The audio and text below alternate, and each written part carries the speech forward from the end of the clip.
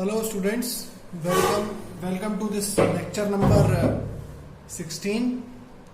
Today we will be discussing superposition theorem, and you can see here little bit what happened to the camera. Okay, you can see here clearly.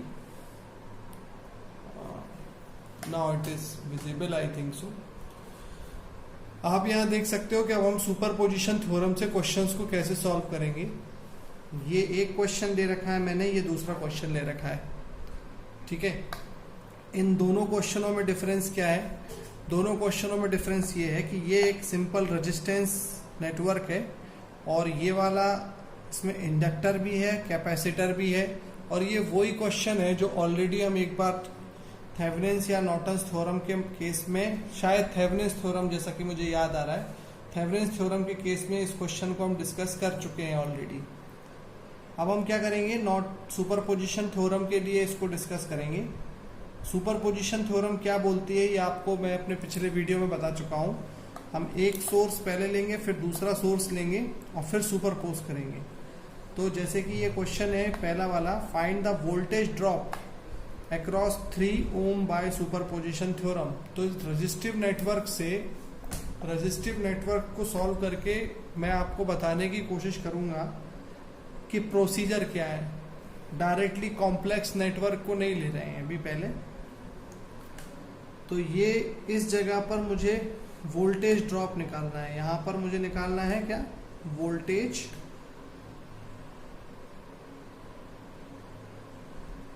Drop. तो voltage drop कैसे निकालेंगे, उसके लिए हमें मालूम होना चाहिए current. तो सॉल्यूशन इसका करते हैं। तो we want to know current I in 3 ohms resistor by superposition theorem, ठीक है। तो इसको आगे कैसे बढ़ेंगे, सबसे पहले हम एक सोर्स लेंगे और दूसरे को हटा देंगे। हटाने का क्या तरीका है, अगर करंट सोर्स है तो ओपन कर देंगे जगह को, और वोल्टेज सोर्स है तो शॉर्ट करेंगे। तो देखिए हम क्या करेंगे, मैं 2 डायग्राम बनाता हूं। हम जब 10 वोल्ट सोर्स लेंगे तो सब कुछ वैसे ही रहेगा।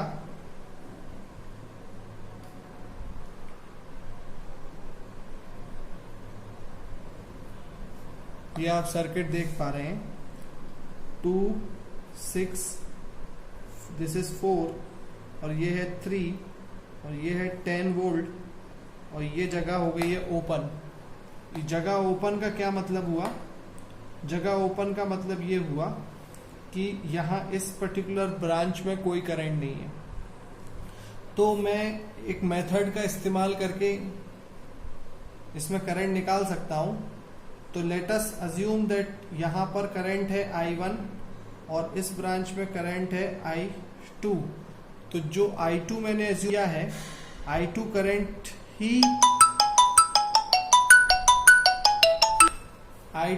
ही 3 ओम रेजिस्टेंस का करंट है, जो कि अगर निकल जाएगा तो इजीली हम कुछ चीजों के कंक्लूजन निकाल लेंगे। जैसे वोल्टेज ड्रॉप हो जाएगा बाद में, पहले I2 निकालते हैं। तो I2 equal to matrix method हम यूज करेंगे, मैट्रिक्स डिवाइडेड बाय मैट्रिक्स। तो मैट्रिक्स क्या बोलती है, पहले तो लूप नंबर 1 में इंपीडेंस कितना है टोटल, 2 और 6 8, तो यहाँ 8 लिख दो। लूप नंबर 2 में कितना है, 2, जहां पर I2 घूम रहा है वो लूप 2 का हो जाएगा। तो 4, 5, 6, 7, 8, 9, तो यहाँ 9 लिख दो। अब I1 और I2 कॉमन कहाँ है, 2 में कॉमन है। I2 2 में ऐसे राइट टू लेफ्ट जा रहा है और I1 लेफ्ट टू राइट जा रहा है। इसका मतलब ये हुआ कि जो 2 ओम रेजिस्टेंस है वो हमें माइनस लेना पड़ेगा। तो ये हो गया -2 और यहाँ भी हो गया -2। और हमें I2 पता करना है, तो हम ये वाली जगह खाली रखेंगे, इसको 8 और -2 लिख देंगे और इस जगह पर हम लिखेंगे, ऊपर लिखेंगे फर्स्ट लूप का वोल्टेज जो कि है 10 वोल्ट। अब ये प्लस में लेना है कि माइनस में लेना है? ऑब्वियसली प्लस में लेना है, क्योंकि हमारी डायरेक्शन के हिसाब से ही बैटरी का डायरेक्शन है। तो ये हो जाएगा 10 वोल्ट और I2 यानी कि यहाँ पर कोई भी लूप नहीं है, तो इस जगह पे करंट हो जाएगा, वोल्टेज नहीं है तो 0। तो इसको अगर मैं सॉल्व करूं तो मुझे मिलेगा 8 इंटू 0 0 माइनस 2 इंटू 10 20, तो ऊपर आ जाएगा 20 और नीचे क्या आएगा 8 9 8 8 64 8 9 72 और माइनस ये प्लस हो गया -4 7 2 68। तो ये हमारा एक आंसर निकल आया है जो कि हमने निकाला 10 वोल्ट सोर्स से, और डायरेक्शन कैसी है 10 वोल्ट सोर्स से ऐसी है। अब हम निकालेंगे सेकंड तरफ से, और वो सेकंड तरीका क्या होगा, करंट लेंगे हम 10 एम्पियर सोर्स का,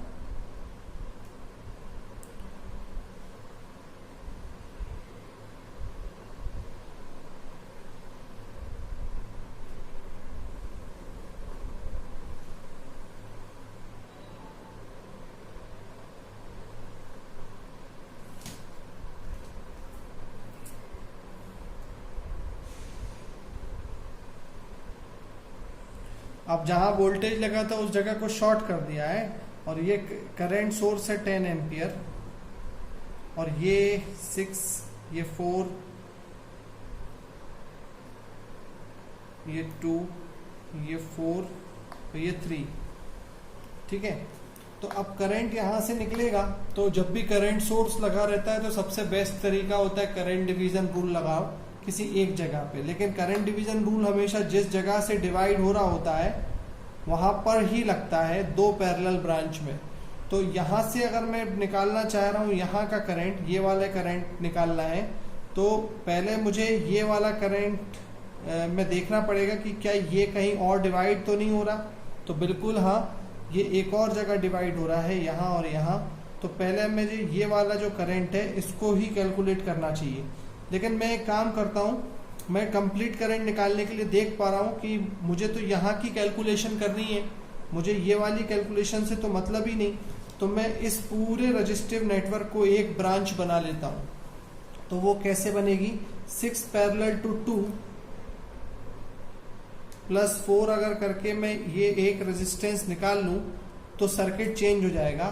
तो 6 पैरेलल टू 2 6 2 12 बाई 8 प्लस 4 8 चौका 32 32 और 12 34 36 36 बटा 8, ये 4 से काट दो, 9 4 जा 4 2 जा, तो 9/2 मतलब 4.5 ओम्स, यानी कि 10 ओम 10। अब एक 3 है और इन सब का टोटल मैंने 4.5 निकाल दिया है, तो दिस इज 4.5 और ये है 10 और ये है 10। तो अब 10 एम्पियर, तो करंट डिवीजन रूल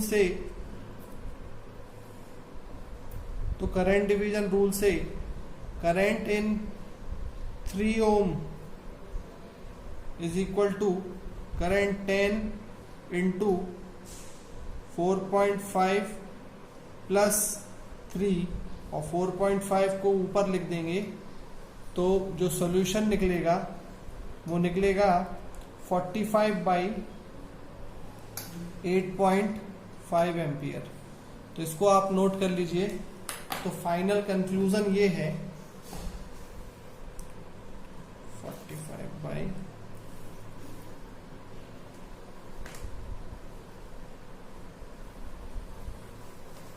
तो फाइनली कंक्लूजन ये निकला है कि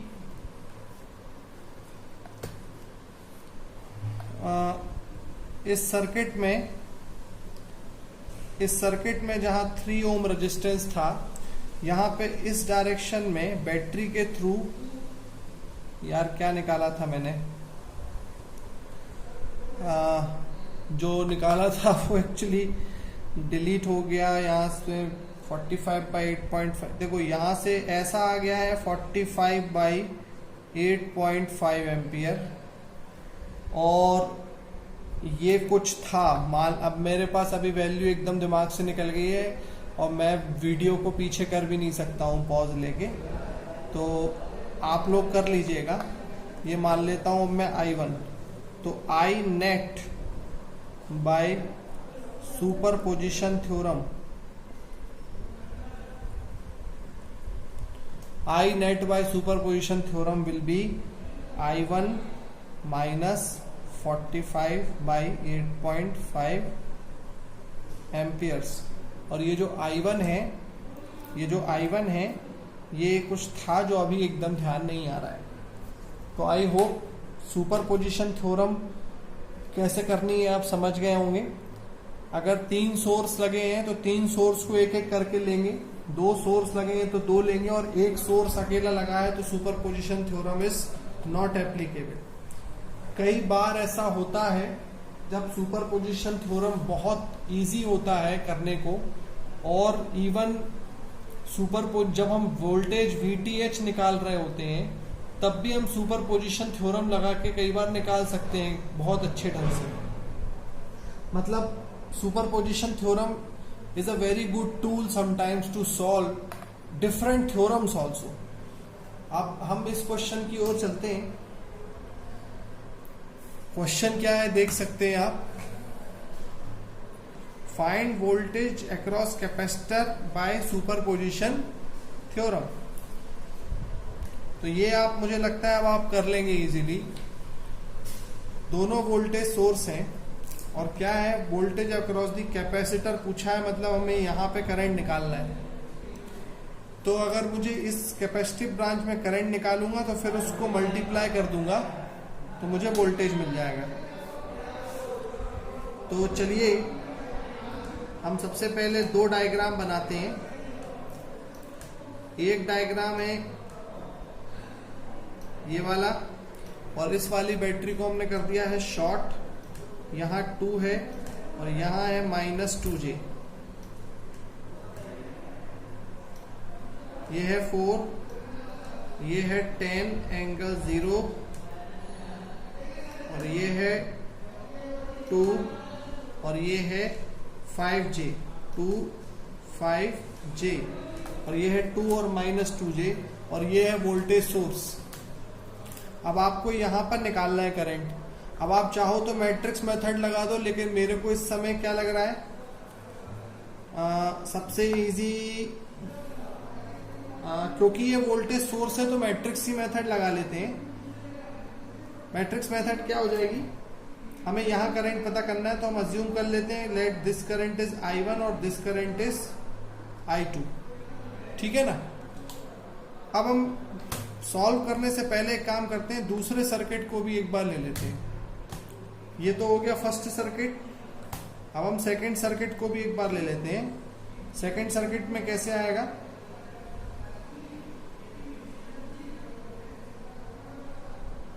अब ये वाले वोल्टेज को शॉर्ट कर दिया है मैंने, अगर आपको दिख रहा हो तो, और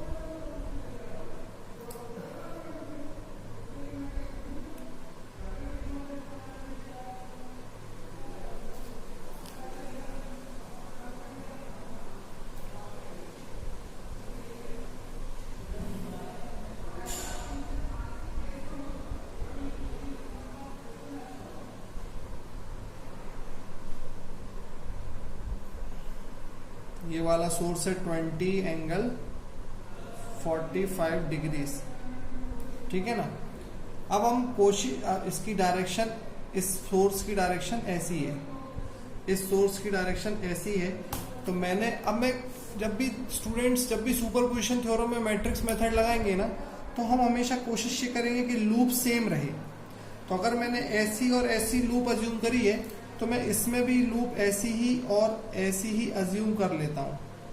इसको मान लेता हूँ I1 डैश और इसको मान लेता हूँ I2 डैश। ऐसा क्यों किया मैंने, ये 1 मिनट में आपको समझ में आएगा यहाँ पे जब मैं मैट्रिक्स बनाऊंगा तो। ओके, तो अब यहां पर मुझे निकालना है I2 matrix divided by matrix, ये दूसरा पार्ट मैंने अभी नहीं लिखा, और एक बार अब मैं निकालूंगा I2 डैश जो कि अगेन होगा मैट्रिक्स,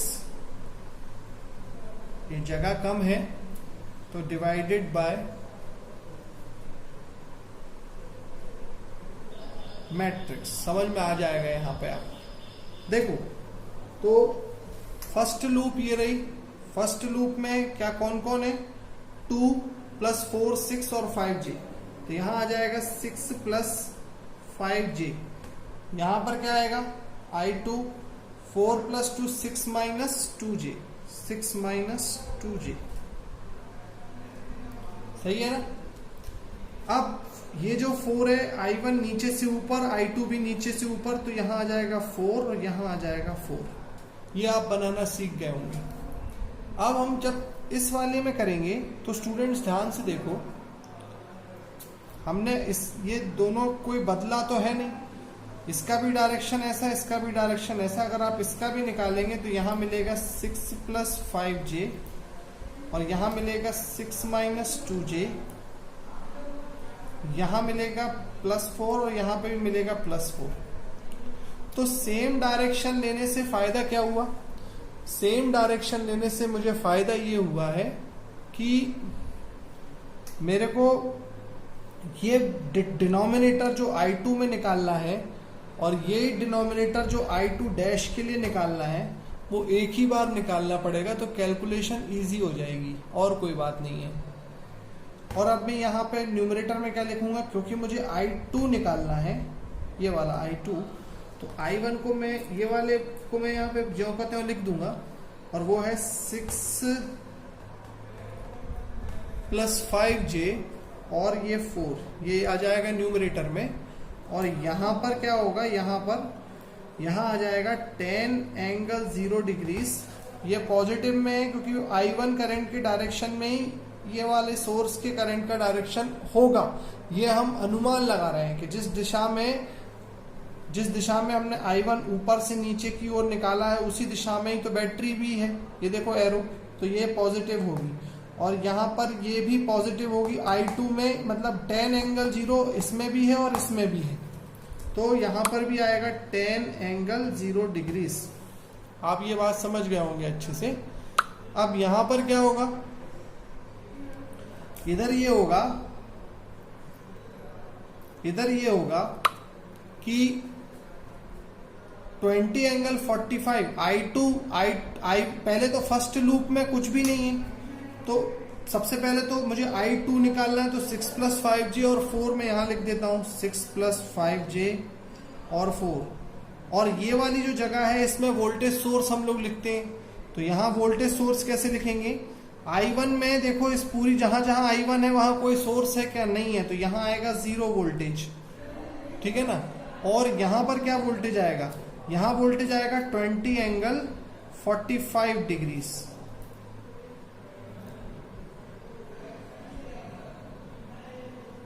ये डिवाइड है, लेकिन ये 20 ∠ 45 की डायरेक्शन देखो क्वेश्चन में इस तरफ है और हमने जो करंट लिया है वो इस तरफ है, तो ये हो जाएगा माइनस।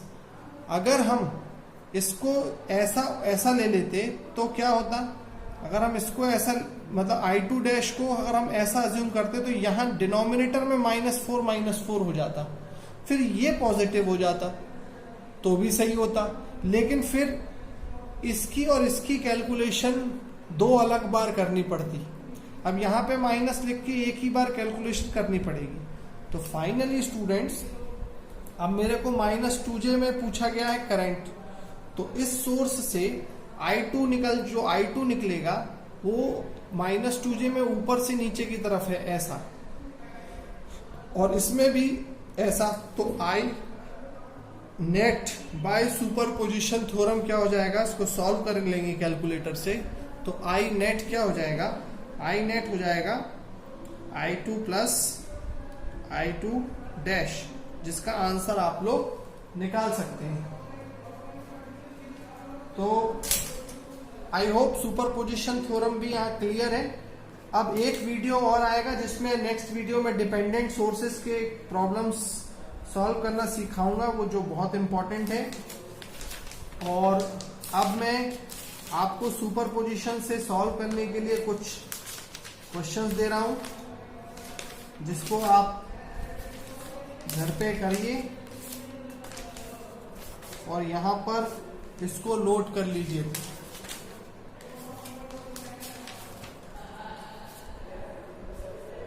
ओके, ये थोड़ा सा अलग टाइप का क्वेश्चन है अब जो मैं दे रहा हूं। इसमें कोई करंट नहीं पूछा गया है, कुछ नहीं है। इसमें रिवर्स ऑर्डर पे क्वेश्चन करना है। क्वेश्चन ये है आपको, determine the source voltage so that the current through 2 ohm resistor is 0 by superposition theorem.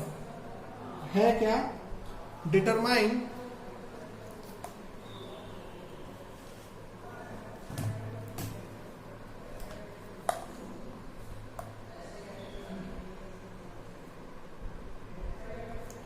the source voltage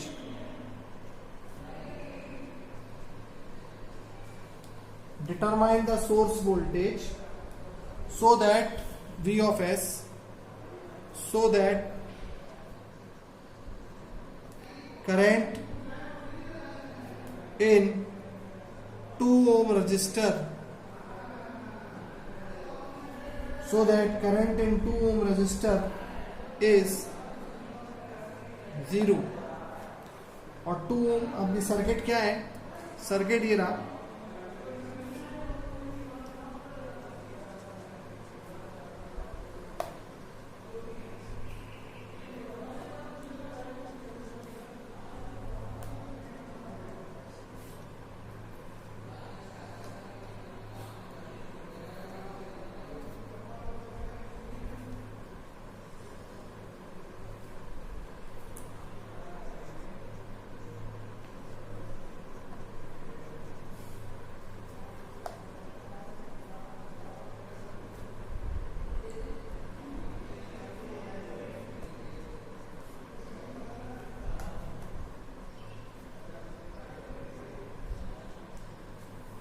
ठीक है, ये है आपका क्वेश्चन। इसमें आपको क्या करना है, ये जो 2 ohm रजिस्टर है इसमें करंट 0 हो जाए। इसमें जो करंट है वो क्या हो जाए? 0। उसके लिए ये वोल्टेज सोर्स की वैल्यू क्या होगी ये आपको कैलकुलेट करना है। बड़ा इजी है। आप Vs को सब्स्टिट्यूट Vs मानते हुए सॉल्व करें। 20 एंगल 90 को 20 एंगल 90 मानते हुए सॉल्व करें। और सॉल्व क्या करें, इस 2 ohm में यहां से करंट निकालें, इस 2 ohm में यहां से करंट निकालें, और दोनों का जो माइनस है वो 0 हो जाए, यानी ये यहां से करंट और इक्वल टू यहां से करंट हो जाएगा। ओके, अब एक तो ये क्वेश्चन हो गया जो आपको होमवर्क ले लिया आप लोगों ने।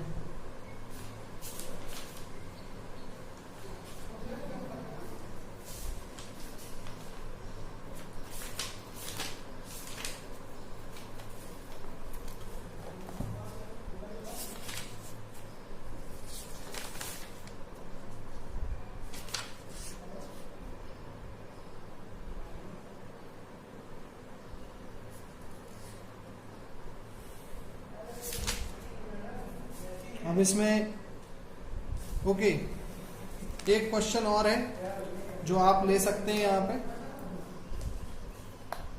डिटरमाइन, ये सारी चीजें नहीं लिख रहा हूं यहां पर।